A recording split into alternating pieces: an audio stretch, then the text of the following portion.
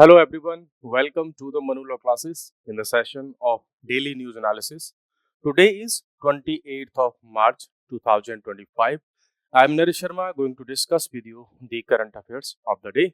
अब चलते हैं द हिंदू में आए हुए कुछ इम्पोर्टेंट न्यूज जो कि काफी इम्पोर्टेंट है करंट की जो सिचुएशन अभी हमें जो देखने को मिल रही है उसके लिए opposition slams centre for not responding to US tariffs. जो अपोजिशन पार्टीज हैं सेंट्रल गवर्नमेंट के अगेंस्ट में गवर्नमेंट के अगेंस्ट में नहीं मींस लोकसभा में या राज्यसभा में जो अपोजिट पार्टीज हैं अपोजिशन पार्टीज हैं उनका ये कहना है कि यूएसए जो हम पर टैरिफ लगाने को जा रहा है उस पर गवर्नमेंट के पास में कोई प्लान नहीं है या गवर्नमेंट उस पर कोई रिस्पॉन्ड नहीं कर रहा है, तो उसके लिए उन्होंने जो है गवर्नमेंट को घेरने की कोशिश की है। क्या क्या इसमें बेसिक पॉइंट्स हैं? बेसिक पॉइंट्स हैं कि opposition in Rajya Sabha criticises the central government, तो सेंट्रल गवर्नमेंट को क्रिटिसाइज किया कि भाई यूएसए हम पर बहुत सारा टैरिफ वगैरह लगा रहा है, उसके अनाउंसमेंट कर रहा है, आप तो कुछ बोल ही नहीं रहे इस पर, मींस सेंट्रल गवर्नमेंट इस पर कुछ नहीं बोल रही है। नेक्स्ट है कि राज्यसभा के मेंबर्स जो है क्वेश्चन पूछा उन्होंने कि भाई आप ये बताओ कि इस प्रॉब्लम को जो टैरिफ का वॉर वर्ल्ड लेवल पर स्टार्ट होने वाला है 2 अप्रैल से, बिकॉज यूएसए एक तरफ टैरिफ लगा रहा है तो अदर कंट्रीज भी यूएसए के अगेंस्ट में लगा रहे हैं, तो वर्ल्ड में एक टैरिफ वॉर जैसी सिचुएशन क्रिएट होती हुई दिख रही है हमको। उस पर इंडिया का क्या स्टैंड है, इंडिया के पास में क्या पॉलिसी है, इसको लेकर के उन्होंने पूछा कि भाई आप बताइए इसको। कांग्रेस के जो एमपी हैं और पहले जो है गवर्नमेंट ऑफ इंडिया में फाइनेंस मिनिस्टर रह चुके हैं पी चिदम्बरम साहब, उन्होंने भी इस पर बहुत सारे क्वेश्चन पूछे। उन्होंने एक बात कही, चिदम्बरम साहब ने ये कहा कि भाई या तो इस विषय पर आप पार्लियामेंट में डिस्कशन कर लो इस मैटर पर, या फिर आप जो है अपोजिशन पार्टीज को बुलाओ, उनके साथ में एक मीटिंग कर लो, उनके साथ में डिस्कशन कर लो, उनसे कंसल्टेशन कर लो, उनके भी आइडियाज को ले लो। वहीं दूसरी तरफ यूनियन फाइनेंस मिनिस्टर हैं, उन्होंने कहा कि देखो अभी कुछ टाइम में हमने बहुत सारी कस्टम्स ड्यूटीज और टैरिफ्स में ऑलरेडी कट किया हुआ है, तो उससे भी काफी सारा फर्क पड़ेगा। मींस जहां यूएसए एक तरफ हम पर टैरिफ्स लगा रहा है कि भाई इंडिया ज्यादा लगाता है तो हम भी वापस उतना ही टैरिफ लगाएंगे, तो गवर्नमेंट ऑफ इंडिया ने पहले से ही बहुत सारे इंपोर्ट्स पर टैक्स ऑलरेडी कम कर दिया है। अब जैसे ही इन्होंने ये कहा तो उधर जो है चिदम्बरम या अपोजिशन पार्टीज वालों ने कहा कि तो यूएसए के डोनाल्ड जो प्रेसिडेंट हैं डोनाल्ड ट्रंप, उन्होंने कहा है तो आप उसके रिएक्शन में, क्योंकि उन्होंने कहा है कि इंडिया हम पर टैक्स लगाता है और इंडिया नहीं लगाएगा तो हम भी नहीं लगाएंगे, तो बोला आपने यूएसए के डर से ये वाला काम किया है। तो वहीं पर फाइनेंस मिनिस्ट्री की तरफ से कहा कि देखो हम काफी टाइम से जो टैक्सेस है इम्पोर्ट जो इम्पोर्ट ड्यूटी जिसको हम बोलते हैं उस पर एवरी ईयर थोड़ा थोड़ा करके डिफरेंट जो आइटम्स हैं, गुड्स हैं, प्रोडक्ट्स हैं, रॉ मटेरियल है, उसको सिलेक्ट कर करके हम धीरे धीरे टैक्स को कम कर रहे हैं, इम्पोर्ट ड्यूटी को कम कर रहे हैं। उसके पीछे रीजन हमारा डोनाल्ड ट्रंप का जो थ्रेट है वो नहीं है, हमारा उसके पीछे जो इंटेंशन है वो ये है कि जो रॉ मटेरियल डिफरेंट कंट्रीज से, ये इंडिया है मान लीजिए, और अदर कंट्रीज से जो यहाँ पर इंडिया में एंटर कोई गुड्स करता है, एंट्री करता है, तो उस पर एक टैक्स लगता है। अब यहाँ पर जो रॉ मटेरियल जब इंडिया में आता है तो टैक्स लगने के बाद वो काफी महंगा होता है, ठीक है, उस पर जो है टैक्स लगने के बाद में। तो उनका कहना है कि जब एंट्री होते ही समय उस पर बहुत सारा टैक्स लग रहा है, तो फाइनल मैन्युफैक्चरिंग होने के बाद जब सपोज करो रॉ मटेरियल मंगाया हमने मोबाइल बनाने के लिए, कंप्यूटर बनाने के लिए, या अदर कोई भी प्रोडक्ट्स बनाने के लिए, तो वापस उसकी मैन्युफैक्चरिंग करने के बाद जब उसको एक्सपोर्ट करते हैं तो उस प्रोडक्ट के प्राइसेस काफ़ी हाई हो जाते हैं, तो वर्ल्ड में हम बहुत ज़्यादा एक्सपोर्ट नहीं कर पाते। प्लस जब जो आइटम है ऑलरेडी यहाँ पर टैक्स लग के इंडिया में आ रहा है, तो उसके बाद जो मैन्युफैक्चरिंग होने के बाद में कोई भी गुड्स प्रोडक्ट्स बनेगा तो उसके प्राइसेस भी हाई होंगे, और अल्टीमेटली वो पैसा किसको देना पड़ता है, वो देना पड़ता है कंज्यूमर्स को। तो बोला कंज्यूमर्स की पॉकेट से पैसा ज़्यादा निकलता है और मार्केट में उसकी वजह से डिमांड भी कम होती है, मैन्युफैक्चरिंग सेक्टर जो है वो हमारा जो है हार्म होता है। तो उस मैन्युफैक्चरिंग सेक्टर को देखते हुए हमने क्या किया है, टैक्सेस जो टैक्स हैं इंपोर्ट ड्यूटीज उनको कम किया है बहुत सारे प्रोडक्ट्स पर। फिर ये बात करते हैं कि measures to boost domestic manufacturing, enhance export competitiveness, simplify tariff structures and address duty inversion. में यही जो बात अभी मैंने आपको बताया उसमें एक नई टर्मिनोलॉजी ये है, एडवर्स ड्यूटी इन्वर्जन। ठीक है, means sorry, duty inversion.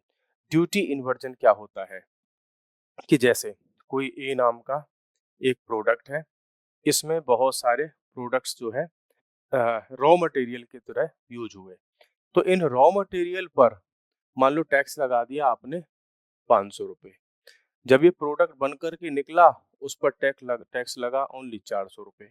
Means manufacturing में यूज होने वाले जो प्रोडक्ट्स हैं, है ना, उन पर टैक्स आपने बहुत ज्यादा लगा दिया, और जबकि मैन्युफैक्चरिंग होने के बाद जो टैक्स था वो कम था।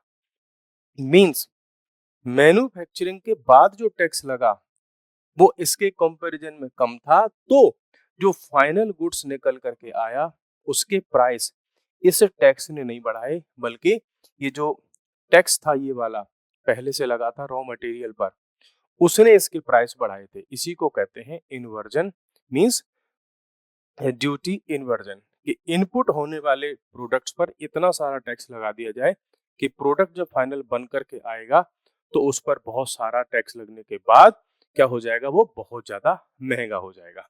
तो इसी ड्यूटी इन्वर्जन की बात करें तो फाइनेंस मिनिस्टर ने कहा कि हम ड्यूटी इन्वर्जन की जो प्रॉब्लम है उसको डील करने की कोशिश कर रहे हैं। ठीक है, उन्होंने ये वाली बात उनकी रिजेक्ट कर दी कि हम टैरिफ वॉर से डर करके ऐसे टैक्स वगैरह लगा रहे हैं। ठीक है, तो ये वाला पॉइंट हमारा क्लियर हो गया कि ये न्यूज क्या थी। नेक्स्ट हम चलते हैं, Trump imposes 25% tariff on imported cars, affected allies threaten retaliation. Means USA में जो कार इंपोर्ट होती हैं वर्ल्ड से, उन पर इन्होंने 25% का टैरिफ लगा दिया है, टैक्स लगा दिया है इंपोर्ट पर। और ये मोस्टली किस पर लगाया है, जो यूएसए के दोस्त कंट्रीज हैं, फ्रेंड कंट्रीज हैं, उसके अलाइज हैं। तो उन कंट्रीज ने भी क्या कहा है, उन्होंने थ्रेट किया है, कहा है कि हम भी रिटेलिएट करेंगे और हम इसका कोई ना कोई अच्छा सा जवाब ढूंढ लेंगे। यहाँ पर थोड़ा सा डेटा अगर हम दिखाएं कि यूएसए में क्या सिचुएशन है, तो देखो यूएसए में जो कार इंपोर्ट होती हैं वो स्मॉल कार हैं 34%, मिड और लार्ज कार हैं 10 से 10%, luxury 42%, small CUV 46%, mid and large CUV 24%, SUV 13, van जो है 10%, और पिकअप गाड़ी कोई भी जो है यूएसए इंपोर्ट नहीं करता है। अच्छा, आप कारों के बारे में बहुत जानते होंगे, आप में से कोई है जो ये जानता हो कि एसयूवी क्या होती है, सीयूवी क्या होती है ना, इसके बारे में आप बताओ, अगर जानते हो तो, कार का शौक रखते हो तो बताओ। एसयूवी, सीयूवी, सेडान, हैचबैक, इनमें क्या डिफरेंस होता है आप बताएं।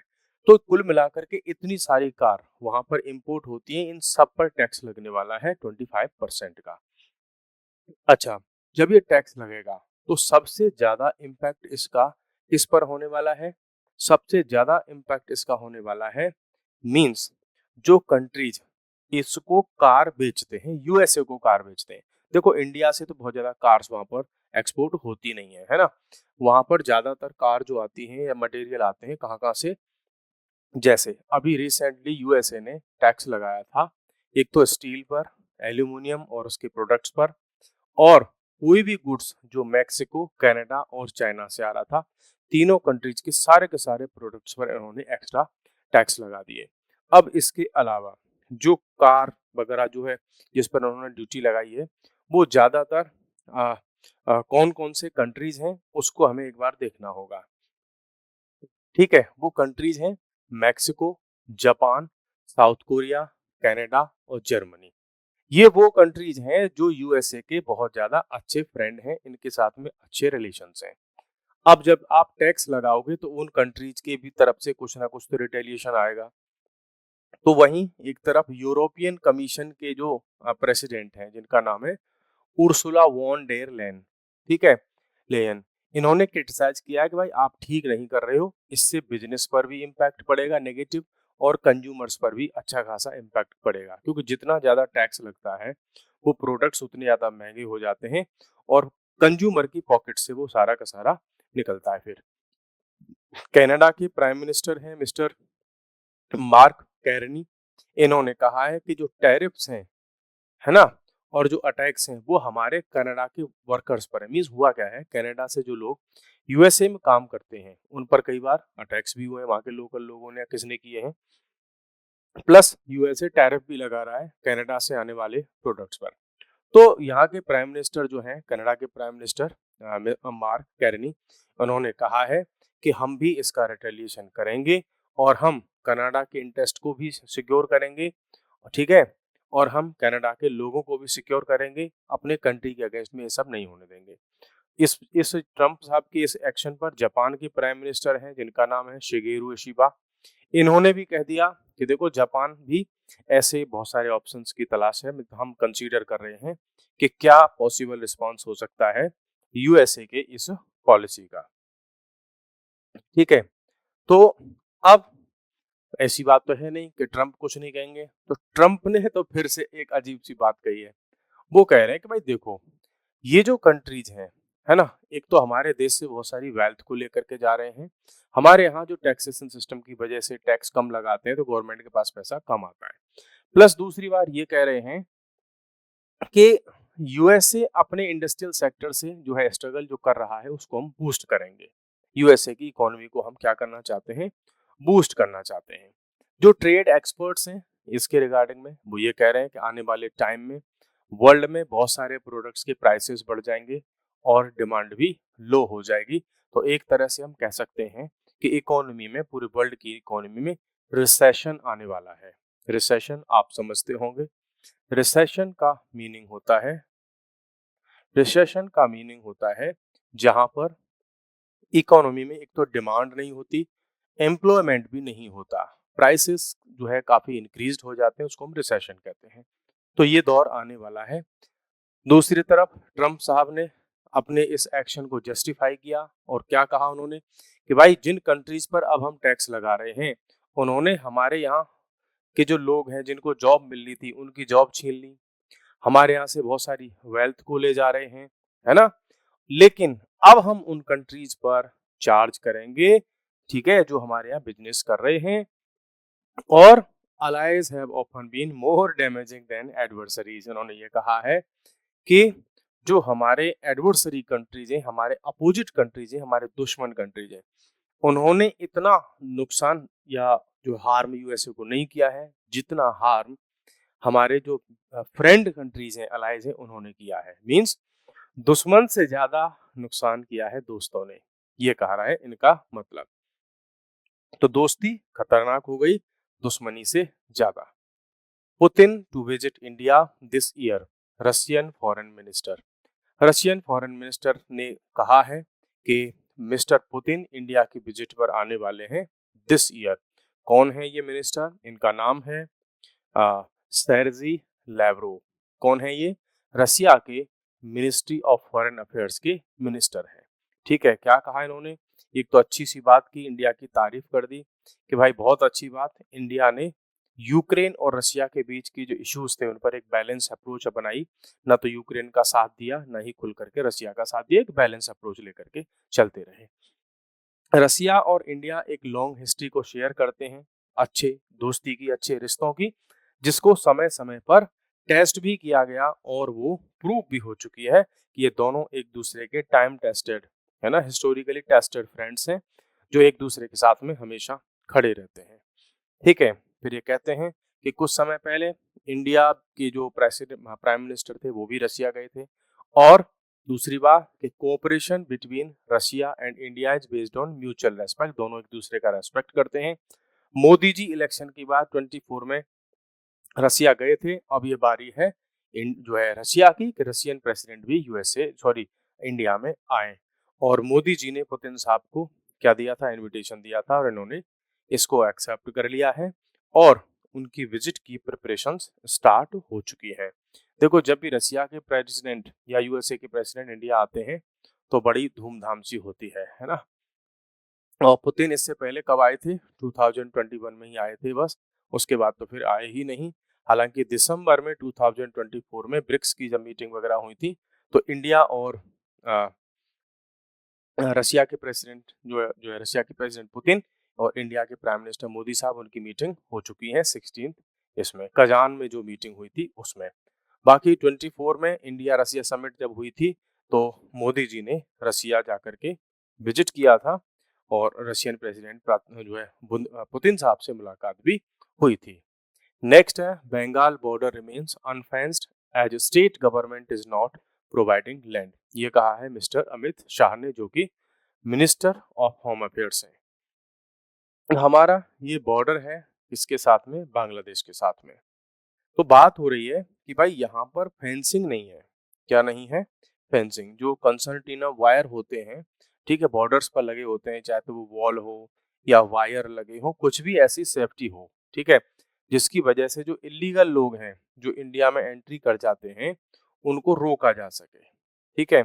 तो उनको रोकने के लिए गवर्नमेंट ऑफ इंडिया क्या कर रही है कि बांग्लादेश और इंडिया इनके बॉर्डर पर लगा रहे हैं हम क्या? फेंसिंग कर रहे हैं, ठीक है। अब यहाँ पर ये कहना है कि बिकॉज वेस्ट बंगाल में ममता बनर्जी की गवर्नमेंट है और जब भी यहाँ पर फेंसिंग की बात आती है तो ममता बनर्जी की जो गवर्नमेंट वहां पर है वो प्रॉब्लम्स क्रिएट करती है, ठीक है। एक चीज और ध्यान रखना, क्योंकि बांग्लादेश के साथ में काफी टाइम से हमारे इश्यूज चल रहे हैं, तो ऐसे टाइम में ये क्वेश्चन पक्का बन सकता है कि बांग्लादेश और इंडिया के कौन से ऐसे स्टेट्स हैं जो एक दूसरे से बॉर्डर बनाते हैं। तो एक तो वेस्ट बंगाल बनाता है, इधर से असम बनाता है, यहाँ से भी असम बॉर्डर शेयर करता है, ये आपका पूरा मेघालय बॉर्डर शेयर करता है, ये त्रिपुरा बॉर्डर शेयर करता है और मिजोरम भी बॉर्डर शेयर करता है। लेकिन आपका मणिपुर, नागालैंड और अरुणाचल प्रदेश और ऊपर यहाँ पर सिक्किम है ना, ये बॉर्डर शेयर नहीं करते बांग्लादेश के साथ में, ध्यान रखिएगा। तो कौन कौन से हैं? नंबर 1, नंबर 2, 3 और आपका त्रिपुरा 4 और मिजोरम 5। तो ये 5 स्टेट्स ऐसे हैं जो बांग्लादेश के साथ में बॉर्डर शेयर करते हैं। अब आ जाते हैं उन पॉइंट्स पर जिनकी बात हो रही थी। तो अभी जो है चर्चा हो रही थी पार्लियामेंट में bill immigration and foreigners bill 2025 की, जिसको कि वोट मतलब वॉइस वोट से पास कर दिया गया है लोकसभा में। वो राज्यसभा वगैरह में पहुंचेगा तो फिर वो लागू भी हो जाएगा पास होने के बाद, प्रेसिडेंट के सिग्नेचर होने के बाद। अमित शाह ने कहा कि देखो अप्रोक्सीमेटली 450 किलोमीटर का बॉर्डर है वेस्ट बंगाल और बांग्लादेश के साथ में, जो कि अभी अनफेंस्ड है, उस पर वायरिंग नहीं हो पाई है, उस पर वायर नहीं लग पाए हैं, उसकी फेंसिंग नहीं हो पाई है। और वो इसलिए नहीं हो पाई है, उसका उन्होंने रीजन बताया कि उसका रीजन है कि वेस्ट बंगाल की जो गवर्नमेंट है वो कोऑपरेट नहीं कर रही है गवर्नमेंट ऑफ इंडिया की एजेंसीज के साथ में। जब जब बॉर्डर सिक्योरिटी फोर्स वहां पर फेंसिंग करती है तो जो ममता बनर्जी की जो गवर्नमेंट है ना, क्या नाम है उसका, उनकी पार्टी का आप बता भी सकते हैं, आपको पता भी होगा, है ना, तृणमूल कांग्रेस जिसको बोलते हैं टीएमसी। तो टीएमसी के जो कार्यकर्ता हैं वो वहां पर पहुंच जाते हैं और स्लोगनरिंग करते हैं, फोर्स का यूज करते हैं, लड़ाई झगड़ा करते हैं और उस बॉर्डर पर फेंसिंग को नहीं होने देते। अब ये फेंसिंग को क्यों नहीं होने देती टीएमसी के कार्यकर्ता? ये अमित शाह का कहना है कि ये इसलिए नहीं होने देते कि बांग्लादेश की तरफ से जब जो लोग आते हैं वो मोस्टली आकर के बंगाल में, वेस्ट बंगाल में रुक जाते हैं और वहां पर इनका आधार कार्ड बना दिया जाता है, वोटर कार्ड बना दिया जाता है, ये सब बन जाता है। ये सब बनने के बाद इनको ये बन जाते हैं वोटर। तो जो तृणमूल कांग्रेस है उसकी वोट बैंक है ये, है ना। तो बांग्लादेश से लोगों को यहाँ बुलाते हैं, उनकी वोटिंग बना जो है वोट करवाते हैं उनसे बाद में, और जो है पार्टी को जब वोट मिलता है तो सत्ता में भी आ जाती है। तो बोल रहे हैं, और इसमें सबसे ज्यादा जो रिस्पॉन्सिबल है वो है 24 परगना डिस्ट्रिक्ट, उसका नाम है। और फिर यही लोग बाद में दिल्ली तक पहुंचते हैं और यहाँ आकर के क्राइम करते हैं या ऐसी सिचुएशन को क्रिएट करते हैं, ठीक है।